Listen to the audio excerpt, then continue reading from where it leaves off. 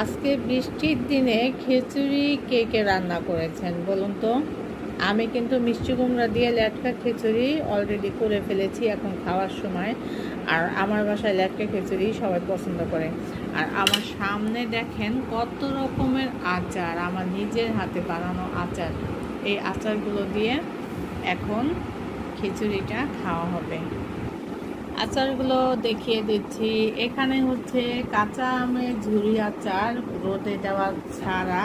আর এটা হচ্ছে জলপাই, আস্ত জলপাই এবং রসুন। এটা হচ্ছে কাঁচা আমের একটা ঝুরি আচার। এই কাঁচা আমের ঝুরি মানে এটা শুকনো।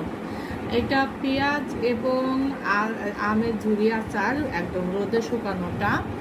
আর এটা দেখিয়েছি রোদে শুকানো ছাড়া, হ্যাঁ, শুধু কাঁচা আম। আর এদিকে হচ্ছে আম